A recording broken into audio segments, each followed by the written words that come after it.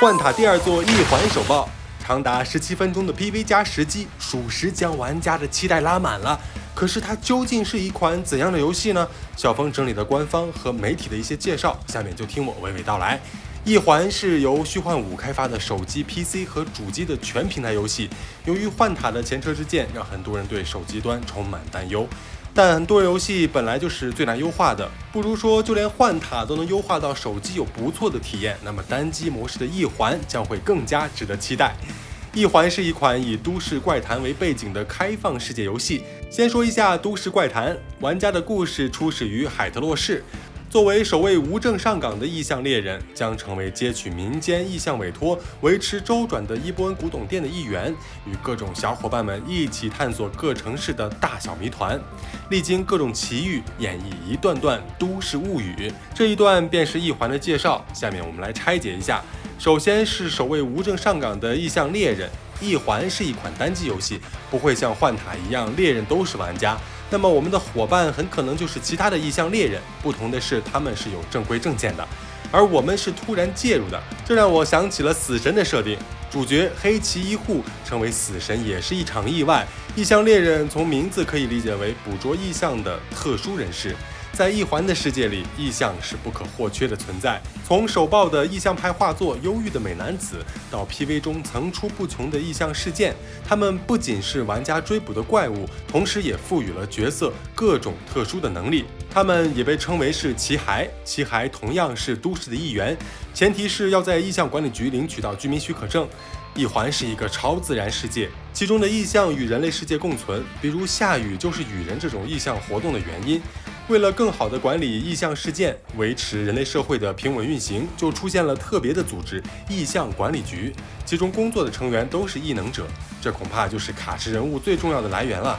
尽管他们会自己处理意象事件，但也会委托意象猎人帮忙抓捕意象。没错，一环的首爆 PV 就是一次抓捕行动。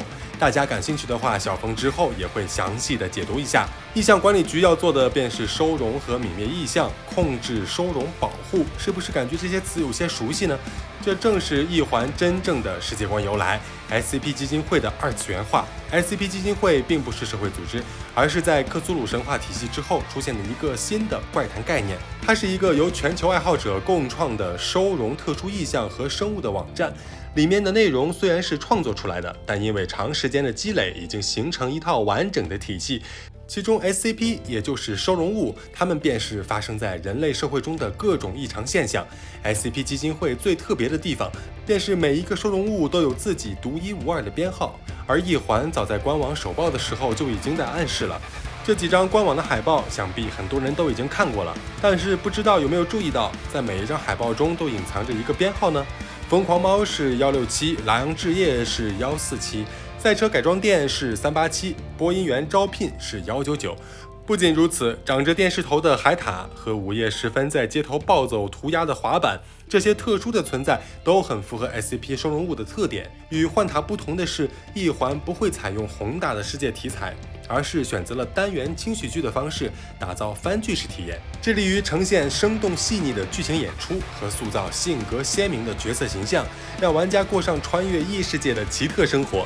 为了增加玩家的沉浸感，一环甚至还打造了一座活着的都市。为此，制作组不仅亲自去学习了城市规划，还给 NPC 都安排了自己的目的地，这些努力都让整个城市有了活力。不仅如此，玩家的交互也会得到 NPC 的响应。如果说幻塔注重探索无约束，那么一环就是沉浸感拉满。聊完一环的都市怪谈，就该提到开放世界了。如果是几年前做开放世界，大家还会有兴趣，但是现在只要听到开放二字，就已经感觉到探索疲劳了。没完没了的解密，无处不在的垃圾宝箱，吃不完的数据球，捡不完的狗粮料，开放世界俨然成了一个陷阱。一环同样注意到了这一点，所以与往常的开放世界不同，一环的重心并不在探索上，而是准备打造一套模拟经营的体系。城市里的店铺都是营业的，玩家可以通过买房获得资产，也可以买车享受不一样的生活。就如很多人期待的一样，一环的发展方向会是二次元的 GTA。闲暇时可以逛街、猫咖、美食街，有委托时又可以化身猎人，处理异象带来的危险。不过最有意思的还是玩家的阵营设定，我们加入的只是一个为了生存不得不努力做委托的古董店，而非什么官方机构，这就给玩家更大的自由。天塌下来有高个的顶着，想躺平也不是不行，但真的有那么简单吗？伊波恩一词源自伊波恩之书，它是克苏鲁体系中很重要的一部魔法之书。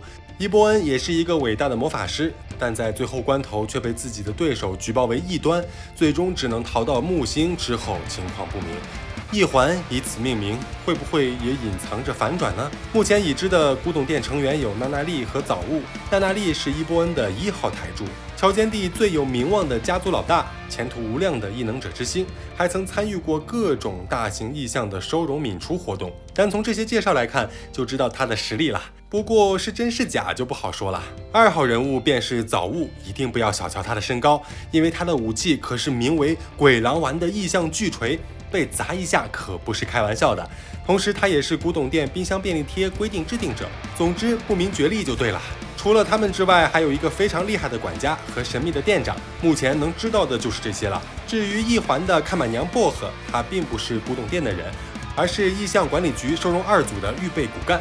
虽然异环爆出的资料有限，但小峰已经大致理清了这会是一个什么样的游戏了。